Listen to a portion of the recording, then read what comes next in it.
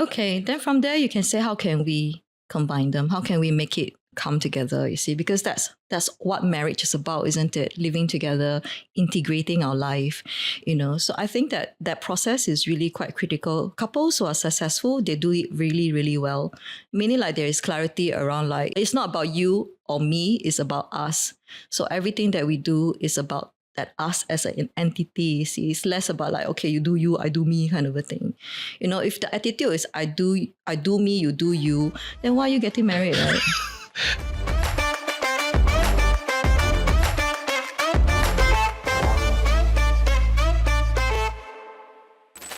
Welcome back to Wise and Shine. I'm your host, Reggie, aka your Chief Financial Coconut. And I'm Dawn, SG Budget Babe. Today on set, we have a really interesting guest who's here to share with us her insights from her professional work and life. So I'll let her introduce herself, Winnie. Hello, everybody. My name is Winifred, and I'm a couples therapist and relationship coach.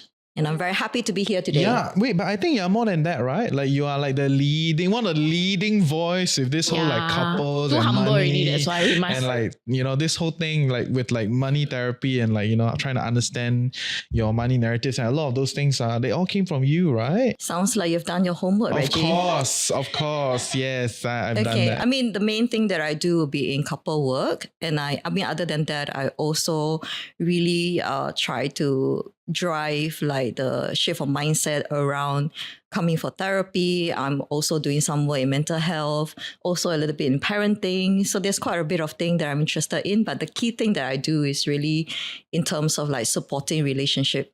Yeah, that's romantic and otherwise. Romantic otherwise. Okay, so that's why we're here, because I think the genesis of today's episode is to try to understand this whole situation of economic driven relationships, right? Like in Singapore, there's so many people that will make that kind of leap into a relationship, into like settling down into a family structure, with a certain level of understanding and them thinking that, okay, there is some economic benefit to this, right? So, and the genesis will definitely be BTO, right? Like the biggest policy out there, and I don't think that was the intended consequence of how BTO was created. It was created to kind of curb supply chain or in the original days, but now it has become like want to BTO or not? Yeah. Right. So it's become a move, and we love to talk a little bit. Cultural facets. Exactly. And we'll love to talk about how is it affecting relationship and all the consequences around it and the problems and struggles. And, is there even a place for us to, embrace BTO in a healthy relationship? So yeah, that's the genesis. For all of you guys who might be tuning in from overseas, and if you're not sure what exactly we mean, here's some context. So the BTO stands for Built to Order Flats. And it basically is a very uniquely Singaporean phenomenon where Singaporean couples tend to ask, want a BTO? And that kind of signals their commitment into a long-term relationship, moving into a marriage. And the reason why it's usually done very early on is because of the economic savings and the time that you need to start to wait before your house is ready. Economically wise, the BTO flats are well known to be the cheapest housing properties that you can get in expensive Singapore. But also on the other hand, they take anywhere between 3, 5 or even 7 years to build, depending on which project and which location that you're going for. It also isn't always very easy to land a BTO. Singaporeans, we call it from the narrative, Yeah, BTO lottery, right? So there are many cases of couples who have balloted multiple times and not get it. So you could end up in a situation where you ballot like even 10, 20 times and you still don't get your desired flat, especially if all your ballots happen to be projects that are really popular with everyone else. So because of this phenomenon in Singapore, it has led to, unfortunately, some couples committing prematurely to relationships which may then otherwise sour, and then they will have to discuss whether to let go or to forfeit their BTO entirely, which leads to financial costs and repercussions. Or on the other hand, it could also lead to some couples where they have chosen to stay together despite the difficulties in their relationship just because of the sake of the house. Yeah, so we're going to discuss and break it down today so that you understand. And if you're someone facing this reality in Singapore, what can you do? If you're someone else from overseas and it's just like, what exactly is Singapore doing? Then this will be an interesting one for you. just it's okay, go somewhere else. But yeah, what is your take? Tell us, like, how does BTO affect relationship? Okay, so I think that BTO is really about a dream, right? It's about a dream of owning something. So elevated discussion, huh? It's a dream. Yes. Tell Isn't her. it, right? Yeah. You know, and I think that especially in Singapore, I think home ownership is quite important. You know, I think a lot of people have dreams around it. And I think having a home of your own is also an indication that you've made it in some ways, kind of like a status. You're not renting, you know, you have your own place. You're not going to be afraid of being chased out of your rental when it's like increased and things like that, you know. So I think that it's also a start of a life stage, right? You know, when you have your BTO, it means that you're ready for a commitment. You are dreaming about the future of being together is a long lasting one and things like that. And so there's a lot of anticipation around it, I would say, excitement around it. But unfortunately, I think even in my practice, I've also seen a lot of heartbreaks around it when the relationship does not work, right? When the relationship does not work, and then you have actually created that dream, and then after that, you need to kind of like suffer from that heartbreak of not realizing it. Yeah. Can you share a little bit more? Like, okay, so I have one. I'm thinking of a particular person who came in after a breakup. So after a year relationship, they decided that, we're quite happy together. So let's just go and get a BTO lah, because, let's go and get a BTO. I mean, that's quite a common narrative, isn't it? So let's get a BTO and see, we need to choke first. So you have this choke mentality also, right? We need to kind of like put our stamp there and make sure that, in between we can get it. So this couple, they actually, I saw the woman only. So they were very, very fortunate because they got it for the first time. Oh, nice. After first time, and they got it in a location that's favorable. So there's a lot going. There's a lot of happiness around it. But I think there was some issue in the relationship that left them struggling a little bit. And subsequently, the guy decided that he doesn't want to go through with it. He said that I can't stay in this relationship. So I think for the lady, she was, of course, quite heartbroken. And there's this violation of trust as well, right? Because when you say that you want to get a BTO, the implicit message is that this is forever, and so there was huge disappointment or betrayal in some ways. And then like she wanted to make the relationship work, but the guy decided that, no, this is not for me. And so even though you have that BTO, it doesn't mean that it's always a happy ending lah. So I think that's the cautionary tale. Yeah, I know. And the thing is, right, I didn't realize it was so painful until recently. I had a very close friend that also went through something like that. And they got no kids, right? So then they have to sell the BTO, right? They have to sell the flat. Okay, not the BTO. They have to sell the flat because now he's single. You know what I mean? Like, so like in the eyes of the law, because he's young, he cannot keep the flat, right? Because he's below 35, right? So and then I was like, oh, wow, I didn't know there's so much going and tied to this whole relationship thing, and like in Singapore, there's like that, the repercussions are real. Mm-hmm. Yeah. And on one hand, it makes you wonder because it's like, is this really necessary? Yet it is a very real solution to the housing crisis. But yet on the other hand, it creates lots of unnecessary stress for the couple. And imagine if, let's say, you are a young couple, you're eligible right now, and you seem to the eyes of everyone else around you and your family very committed to each other, then you can't avoid the inevitable question during Chinese New Year, when you're going to BTO. Wait, is that a question during Chinese? Is that not a question? I don't know. Yeah. I thought it's a marriage first. So now it's a BTO. Our family also keep up with BTO times. first before marriage, right? You ROM in order to get your final line. But the problem then happens when you BTO, but you're not going to ROM because something has happened along that way. Okay, interesting. But is there no... Okay, so I think I'm sensing the room, right? I think it's like all of you are against the idea of like going into a BTO or going or moving one step in the relationship, for the sake of the BTO. No, I don't think that I am against it in some ways, but I'm just saying that go into it with clarity lah. You cannot just kind of like blindly say that, because, my cousin's doing it, my mom asked me to do it, then let's go and BTO. The fundamental thing is your relationship stable enough, you see? And then even after BTO, does it mean that that's it? Or do you have to continue to work on the relationship? But that would be a good turning point, because when you want to get a BTO, you will need to have necessary conversation around money, isn't it? So you will have to talk about money. You talk about how, hopefully you also talk about what does this home mean to you, because it could be different from different people. So I think that idea of having applying for BTO can be a starting conversation, like ongoing conversation about what is important, what is deep to your heart, you see. And so it's not necessarily a bad thing, and you can prepare yourself, because there's some time, right? If you get the BTO, you still need to wait for a few more years. But in that time, from my perspective, that should be the time when you are constantly evaluating your relationship, making sure that you're investing your effort and time in building a strong one.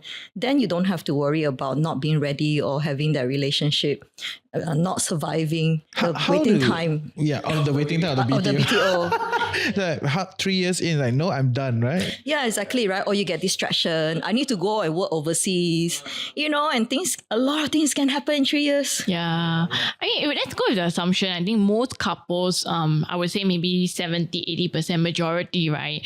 When they choose to BTO, I would presume most of them are at the stage whereby I think I do really love this person and I want to commit. But it's just that, as we mentioned, the waiting time is very long and a lot of things can happen in that period. So for a couple today who is thinking whether or not they should BTO, what would be some signs or some tips that they can apply to make sure that ideally this BTO and the relationship will last?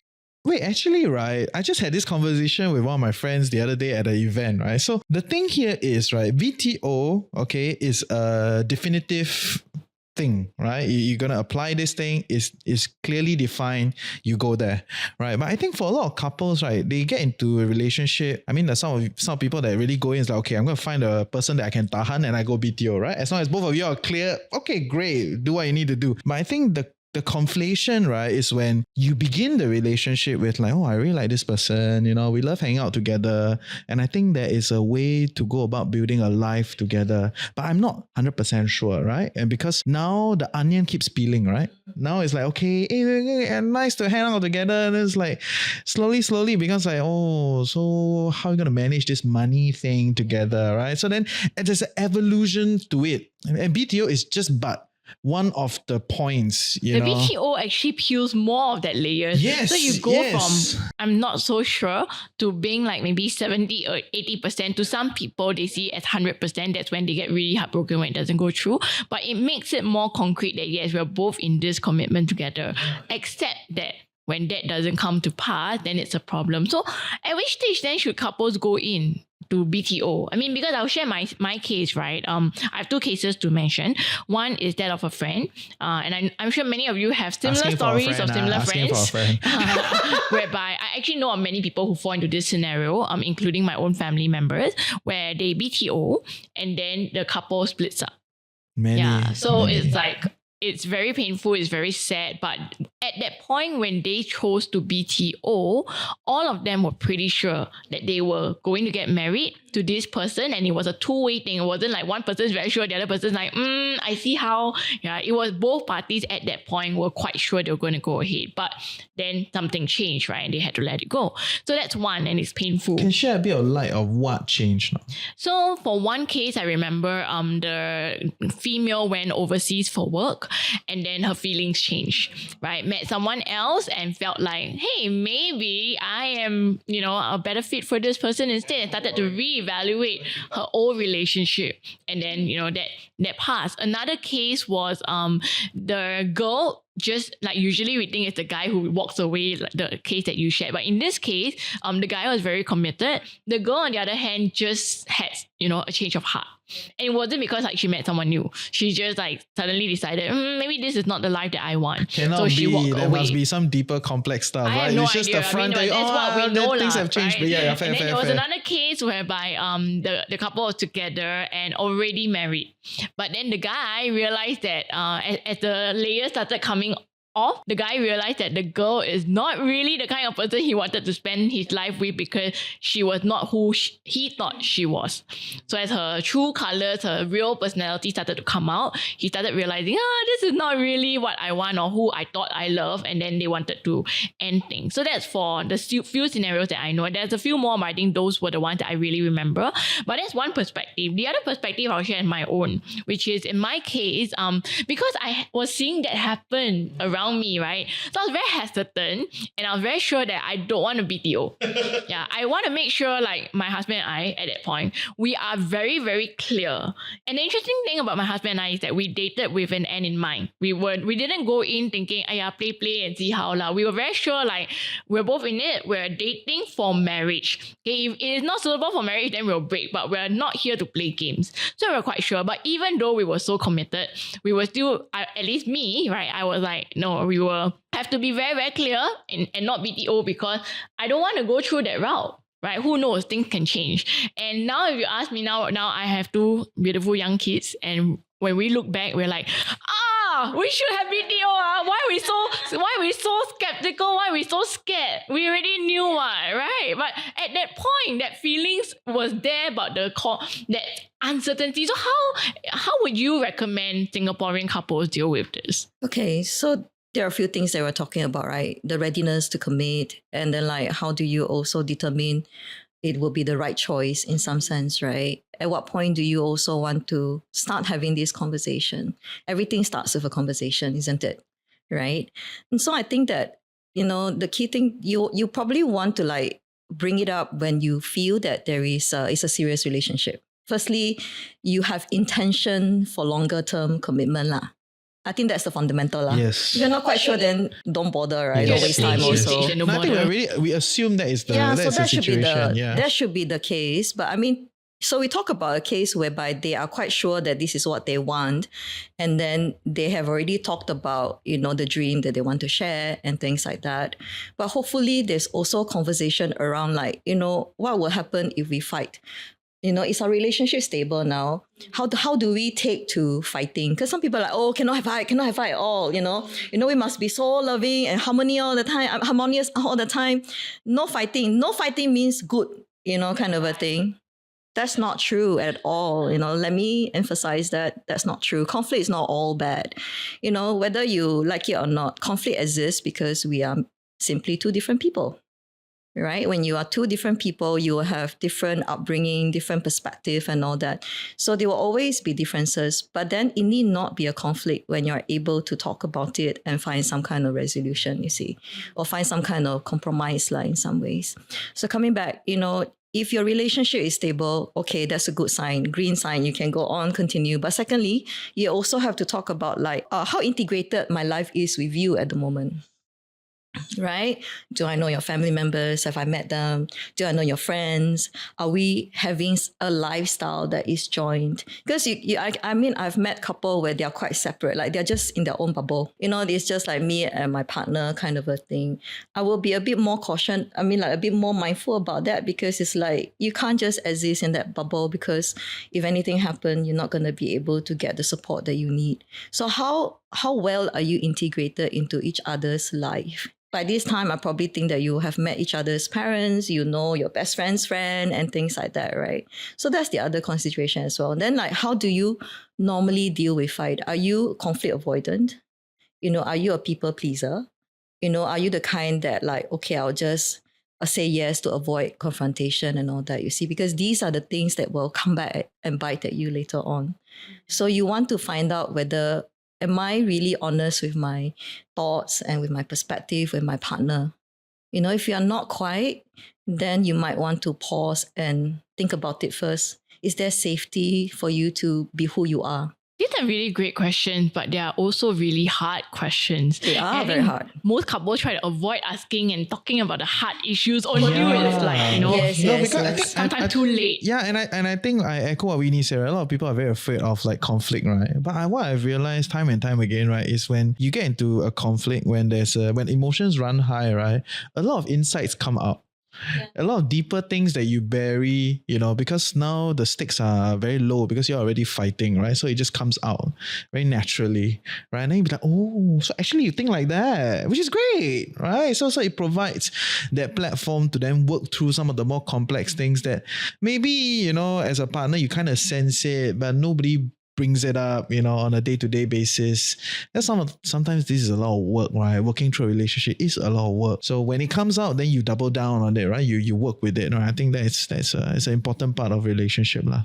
Yeah, but when it comes to the money side of things, right? Like okay, I think we can safely assume that the people here at this point in time, they are all like ready to get into a serious relationship, right? Or maybe they are already in, but let's just talk about the people that are serious to get into a serious relationship, right?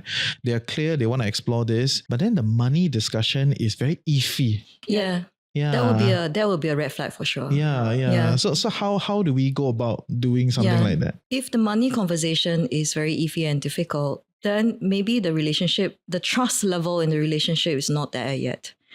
And if you find it difficult to talk to each other, then this is where professional help will come in, you see, to kind of like facilitate that kind of conversation.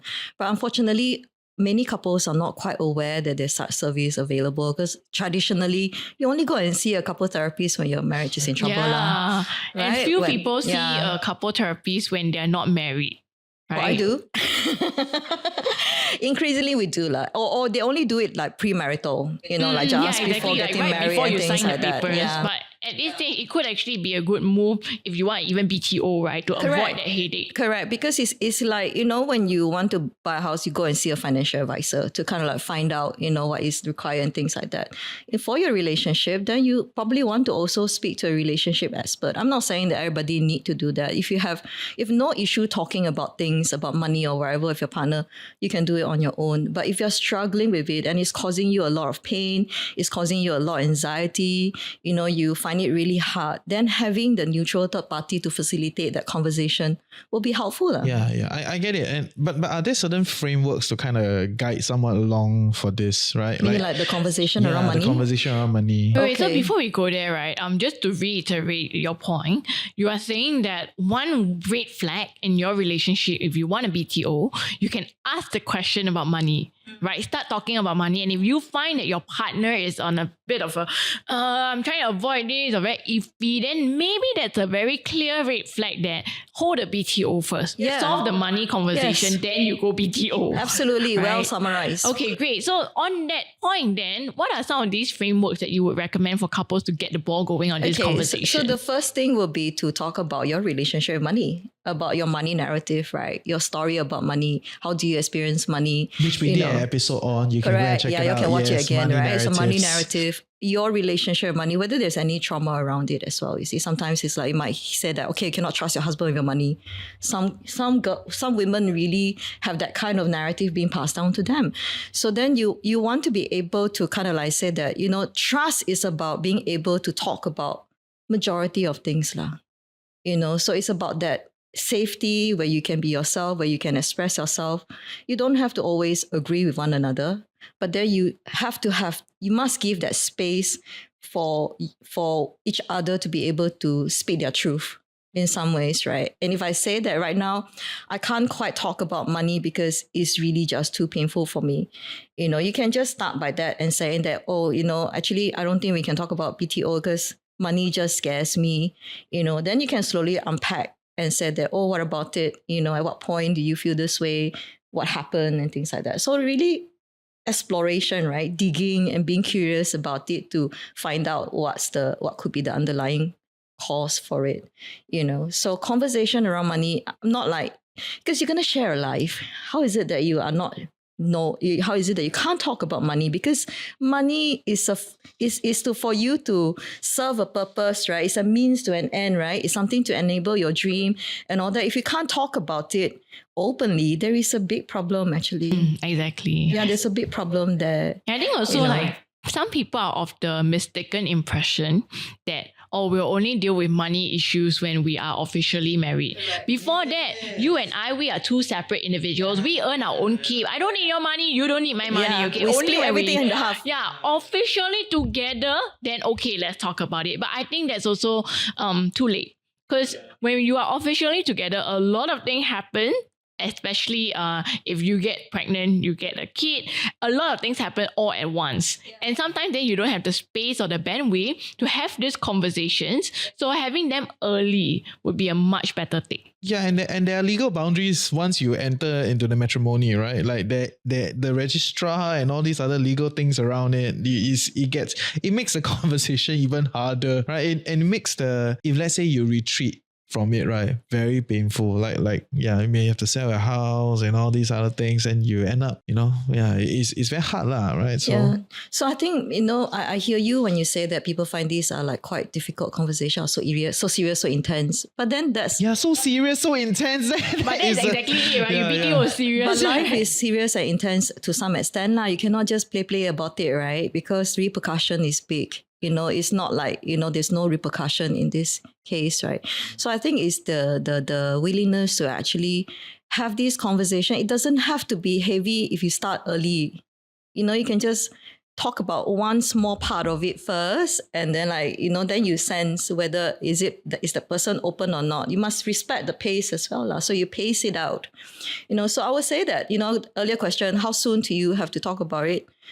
As early as you are ready, as early as you know that this is for longer term, you say that, okay, we really want to get married, and then you should start having all this kind of more adult kind of responsibility, kind of a conversation, right? Yeah. So after I approach the questions, right, after I slowly go into some of these questions, so like money narratives, what is your personal relationship with money, and also express what is my personal relationship with money. Like, now that we have more information on the table, right, what are the next steps? How do we go about doing this? Then from there you can say, how can we combine them? How can we make it come together, you see? Because that's what marriage is about, isn't it? Living together, integrating our life, So I think that process is really quite critical. Couples who are successful, they do it really, really well. Meaning like there is clarity around like, it's not about you or me, it's about us. So everything that we do is about that us as an entity, you see. It's less about like, okay, you do you, I do me kind of a thing. If the attitude is I do me, you do you, then why are you getting married, right?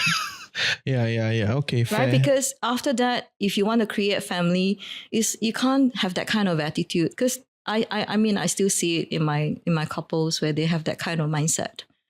And that makes it much more challenging for the relationship to flourish lah, because you have not like really adapted to this idea that we are family. What impact you will impact me as well. That your decision will impact me, my decision will impact you. Therefore, we need to communicate. We need to understand.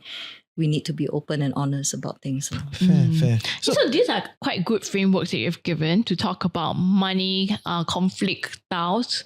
I wanted to ask what is considered good. Like if we're talking about like coming together as we start with the money narratives first, right? And then after that, then we try to come together on a common money narrative, right? Or we kind of come together on what is considered acceptable within this the current stage of life. Current stage of life. Then would you consider that already a good situation to be? Like what would Winnie say? Okay, you're very good, really. Okay, so that is the first step, right? You pass law, you say, okay, you have that conversation, really very good. Yes. 很好,太棒了. Right?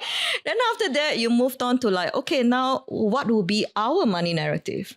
Right? So then, okay, the money is for us to gain experience. The money is for us to build family and all that. Then you can agree about on it, right? Then after that, you can subsequently say that, okay, practically, what would that look like? So you can go into action and strategy, you see. And then you can say how are we going to save? What are we going to spend? Are we going to work on a budget? Because different people also work differently with regards to money, right? And all that. So then it leads on to conversation around the more pragmatic things on actions and things like that. You see, and then you can keep reviewing it because it will change. Yeah, you see, it will change as life evolves. Change. And then like maybe you get married already, then you are thinking about having children. Then again, that's another big step, right? How are you going to plan for that? Do you really want to have kids? So things like that. Conversation like that are really, really, really important. So first, be serious, be committed, and then very be able serious. to Everything very have serious. the difficult conversations that most others would shirk or avoid. These would be the 3 things to look out for before one goes to the BTO stage. Yeah. But do you have personal experience around this in the sense that like, sometimes you get into a situation where you have new observations, right, about your partner. It's like, this one cannot. Then how do you have like personal experiences, like how do you go about finding a safe space, all those things to broach some of these questions, because I have all these like that, and it's not just a romantic partner, friends also, right? Some people, they really dislike certain things, then they will just, very lame one. They walk past, actually that one cannot. That kind of thing. Like, but it's like, so is that thing a serious thing, or is it not important? You know what I mean? So you're talking about like how do you tell, or what can you do about this? To talk about it? To talk about all these hard questions. Okay. I think you must start with curiosity lah. Are you curious enough to find out, you see? Rather than, I don't want to find out, maybe it's going to lead me to some unwanted desire, unwanted outcome, like, maybe cannot make it or whatever, you see? Because when you need to have that openness, and you need to have growth mindset, right? Like, okay, I want to discover so that I can facilitate that conversation better. And if there is anything that could be a deal breaker, I'd rather know it now than later. Having said that, it's not an easy thing to do lah, because we do naturally have a tendency to avoid pain, right? I actually love that deal breaker thing, because it's something I apply to my relationships that are important or I can't easily get rid of. So like my husband and I, we did talk about what would be our deal breakers. Cannot get rid of. Yeah, because committed, right? We don't want to get rid of it, right? So I did have conversations with my husband. I think also one thing I realized throughout the course of our relationship and marriage is that we don't always know what are our deal breakers. So it's as we find out, then I'll be like, hey, today I saw this. Yeah, I think that's a deal breaker, man. Or hey, today my friend, this one happened. Wow, cannot, deal breaker. So like communicate that. That's one.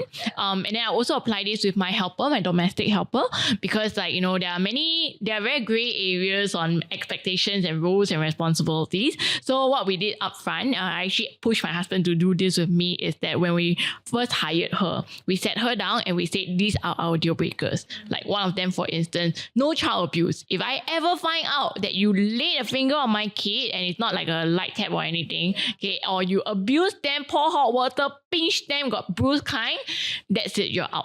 So like by laying out these deal breaker and other things like no borrowing from money lenders, no stealing. If you need money, come to me. Don't go and steal and then I find out, that'll be worse. And the whole set of rules can be applied to the relationship also. Yes, the husband relationship. That's why I say like relationships you can't get rid of easily. Right? I can't get rid of my helper without having consequences. So I will lay out these deal breakers. But on the other hand, with friends, I haven't had this conversation with you because it's not like the risk is not high, right? Yeah. You know what I mean? It's different lah. It's different. The repercussion is not as impactful lah. At the most, you just say by law, we don't meet each other anymore. But that's really, really good what you're saying, Dawn. And I think that knowing your own, to other people too. Yeah, knowing what is your own bottom line is so important, right? So that's part of the self-awareness as well. Like knowing what you can tolerate and cannot tolerate and making it clear. Most importantly, communicating that you must tell lah. Then you know and you keep to yourself for what, right? Yeah, then nobody knows. But I also want to caution this idea that because I think a lot of people when think about telling, right, it's very like definitive, right? Like you must tell, right? But then there are actually many ways to tell. Exactly. Right? Yeah. So how do you express it is a skill lah. So that's the skill that you have to learn. In what setting do you say it? You say, hey, you cannot do this, it's a deal breaker. Then because nobody likes to be controlled, they can come across and like, oh, you so big deal, I must listen to you. I also have deal breaker ma, things like that. But if you say that, it's really important for us to preserve this relationship. So we need to be clear about what are the things that can break this relationship. And we talk about it right now because I cherish you. It's important to me. Yeah. That line quite good. I cherish you. The conversation doesn't have to be in such a serious setting. It doesn't have to be. It's a serious conversation, but the setting can be very different. I've had these conversations with my husband when we watch even drama. Walao, that guy cheat on the wife. Cannot. You don't do that at me. Yeah. It's a very casual thing, but the message gets through. But I have to must say that I might feel a bit ambushed, lah. But can. If it works for your relationship, it's fine. But some other be like, nothing to do with me. Why you talk about me? It's about them, leh. Yeah, You he know? always says that. Drama only one. I said, no, I tell you. I tell you first. Don't say I never say, okay? Yeah. I know it is true, but you're absolutely right? It's like how you do it in accordance to who you are as well. It doesn't have to be serious. It can be casual, but it's like it is the most important thing is communicate. Right? And if you don't know how to do it, learn, I mean, my key message to a lot of my clients, I mean, like, you come and learn, don't think that you know everything. And if you don't know, you can always learn. There are always different ways of expressing your thoughts. So like recently I met this person. He said that, my relationship, we are at the impasse, both me and my husband already feel that we are doing our best already. Then I said, okay, can you tell me what happened recently in our argument? Then I unpacked it. I said, you could actually do it differently here. Maybe you have not considered it because you're stuck in your bubble, right? Because you say, I already tried it. But then you haven't tried the new way of doing things, you see. And I think that is the value that the professional can offer, because we are trained in this, and then we see a whole range of cases. So your problem probably would be something that I've experienced before, and how it can be dealt with, different way in dealing with it, whether you want it serious or lighthearted or playful or whatever. To you, it's a serious problem. To her, it's a generic problem. She's seen many cases. So yeah. Hey, I hope you're enjoying Wise and Shine so far. I'm your host Reggie, aka your Chief Financial Coconut, and for us to continue to do this show so that you become a tad bit wiser every week, you gotta like, share, subscribe, help us beat the algorithm. But even more importantly, if you can, comment in the comment section below. Let us know your thoughts and also some questions that you would love us to answer. Yeah, now back to the show. Okay, interesting. I want to talk a little bit more about the other side. So we've covered those who are serious, who are really in it, and who are committed to making it work, and how you guys can make sure your BTO doesn't end up being a financial liability because you see through it to the end. But what about couples on the other end of the spectrum, whereby, they both start out committed, then one has a change of heart or something, a big deal breaker happens, and then the other person decides it's not worth resolving or hanging on anymore, but they have that BTO looming over their heads. And what would be your advice for couples in this stage? At which stage do they walk away versus continue to work on it? You mean they have already gotten the BTO? Is on that the right? way, on the way, successfully they balloted already, and it's waiting. It's like in that waiting period, is it? Correct, in the waiting period. If you get ready, wait, fire, then sell. That's from the financial guru. These are one paradigm of the discussion, right? But yes, there are others. I mean, there are people who actually do that, right? We already just we try and make it work. But then when you try and make it work, you have to really be sincere about it, lah. Yeah, so how do you know when to keep and when to walk away? If you are constantly fighting about it, lah. I mean, if you really cannot find resolution, if you're avoiding the topic all the time, you're like, okay, let's talk about this next time, but the next time never happened. I mean, those are clear signs, but I think a lot of time the other partner don't want to see it. Then they keep pushing and waiting. I mean, if they show lack of interest, because when you talk about home, it should make you feel excited, lah, right? It's a new beginning. It's something that belongs to you. There's dream attached to it. But if you're actually burdened by it and not excited about it and all that, those are all, the person is communicating to you already. It's up to you whether you want to receive it and then really say, hey, you don't seem to be very interested about this anymore. What's going on? Let's have a chat about that. What are your concerns? I can sense the vibes is different right now and things like that. So the key word would be the disinterest, the lack of interest or avoidance. Those would be red flags that it might be time to just walk away and not just walk away first, but try to have conversation before you walk away, lah. It's a stacking process, right? In a relationship, as you stack the interest, you stack more and more then things you peel more into of it. the layers then, also. So then it's rarely a situation where it's like one thing happened, okay, that's the end. No, right? and so it's the same thing. It's like, when you are very invested in something, you care for it, you pay attention to it.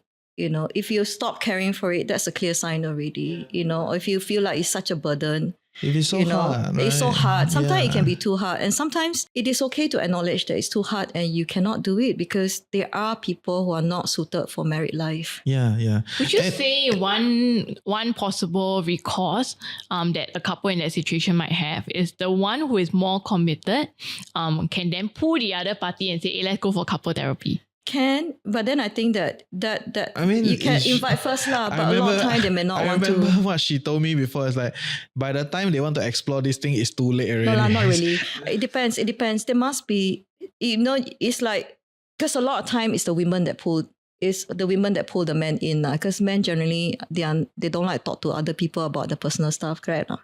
No. Generally, you're different, you're different. Okay, but then I have to tell you that a lot of time when they come in, the guy can be quite happy because I can also support their point of view at times. A third person to hold because the I am space. actually a neutral third party. I'm not your friend, right? If I'm your friend, then I might okay lah, side you. But then I'm a neutral third party. My focus is the relationship, and I'll say what is good for the relationship, what's not good for it. If the guy is like, okay, the woman is too possessive or too pushy, then I'll say actually that's not gonna help and things like that. So coming back, okay, I lost my train of thought.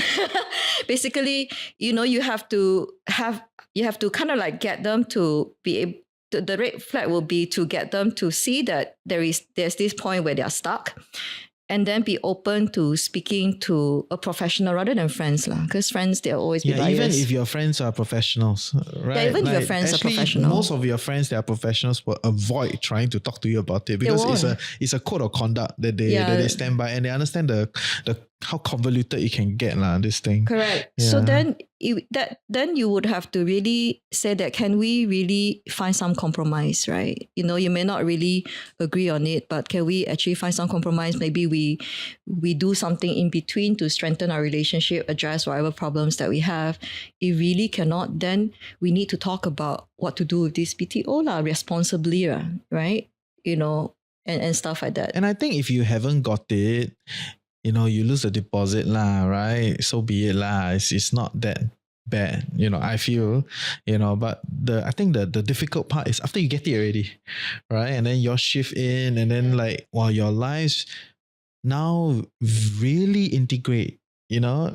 Previously it was more like what if we get together, blah blah blah. I think a lot of couples in Singapore have not stayed together before they got their flats. That's right. I thought you said there's a solution. Right, Just stay together for 5 years, then sell off, then divorce. Exactly, right? So no, as in that's a financial thing to it, right? But it's more like if you want to make it work, right? Then maybe you gotta try staying together first before going there, right? And I think it's all a stacking process. I really encourage cohabiting before marrying, and it's something I did against my parents' will. Oops. I'm a girl, right? So traditional obviously, parents, yes. Traditional parents don't let the girls stay over, don't let the daughter stay over at the other party's place because they get taken advantage of. So I obviously just never told my parents. But to me, it was very important that I get to live with my then boyfriend, now husband, to understand what he's like. Does he leave the toilet seat up or down? How does his parents treat me? Yeah. And all these will help to then review insights that I can use to talk about when we live together.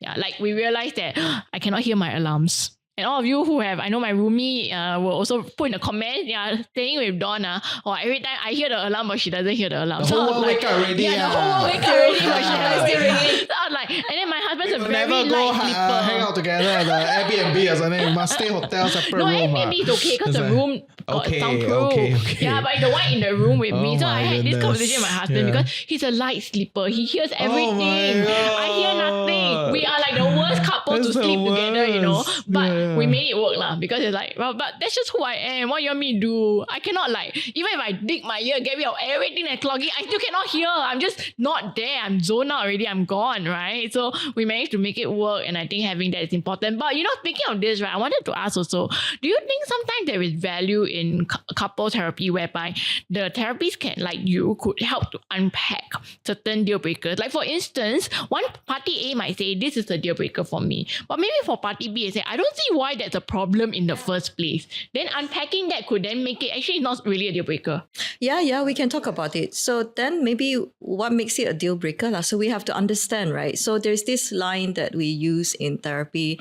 It says within every conflict there is a hidden dream. Right? There's a hidden dream. More? Okay, within a conflict, there is a hidden dream. And so the goal of it is to unpack what is actually the dream. So when you feel like it's a deal breaker, then tell me, why is it a deal breaker for you and what's your experience about it? Why is it so important to you? And then from there, you can see, actually, is it really true that it is absolutely non-negotiable? Maybe we can adjust certain things, but then this part is actually really important. So when we talk about compromise, right? You don't compromise till you're not you, then there's no point, right? So you have to be quite clear about who you are at the core, and whatever that's around it, then you can say, okay, I can compromise a bit here and there. But if what the person is asking is inside the core, then of course cannot. You need to respect yourself and honor yourself first. So before you kind of make sure that the other person's need are being met also. What about infidelity? Have you seen cases whereby couples, whether BTO or not, but let's go with BTO since that's the narrative of this episode, right? Infidelity, we can leave for next episode. We're talking about romantic partner, right? No, but as in in the sense that you have that flat, okay, or you're on the way to getting your flat, and the partner then cheats. Yeah. No, then the same idea is as long as it's at the core, right? Right. If this is a core to you that infidelity is not acceptable, then it is sorted, right? I mean, that's but on the the other same hand, framework. Yeah, probably. I mean, if they're not married yet and no children, usually they will just go with their deal breaker, But then typically, what you're asking is, can that be resolved? Is it? Yeah, Can that be because it's a saved? breach of trust as well. Yeah, it is a breach of trust. Then it depends on how ready are they and what are they willing to do to rebuild the trust. I mean, actually, infidelity is the common case that will bring clients to me. I mean, of course, mostly will be after they have gotten married and things like that, and they have children. Do you see a lot of cases where these infidelity cases, the couple can still overcome it? Yes, I have worked with them, but it's a lot of work. You need to persevere because the process can be quite painful. It's not for the faint-hearted. So you have to be really quite resolute. Not for the faint-hearted. It's really not for the faint-hearted because it's up and down. I don't even know when they come in one day, actually the last session they're quite good already. The next day, okay, they fought again. It's up and down. So my heart must be stable also. You know what I mean? So because it's about breaking our trust, then I will keep going. The person who have been betrayed will also say, hey, I don't know, today I trust you a bit, but tomorrow you break again. Then the cycle will repeat many, many times, you see. So I do have successes, but I think unfortunately I have to say majority cannot, because by then, right, there's quite a lot of issues in the relationship already, meaning they may have left it too long and to fester. A lot of time the reason why they bother is because they have kids. That's true. That's true. There's something that makes them want to try. Don't you think owning that flat, right? Because like this whole discussion is like 一面倒, right? It's like just don't do it, unless you are very certain, unless you are very clear, with the flat, you don't move to that level unless you are very certain and have all those discussions, right? But on that assumption that because there's something that tie everybody together, that you will be more incentivized to work towards. I hope that will be the case. That success. So that means when you use the word hope, that means that is not the predominant what you're seeing out there. You mean for BTO? Yeah. No, I don't see that many BTO. The BTO the BTO related kind of cases is when the relationship fail, you know. But then I would love to see people say, hey, let's strengthen our relationship to make sure that we achieve the dream.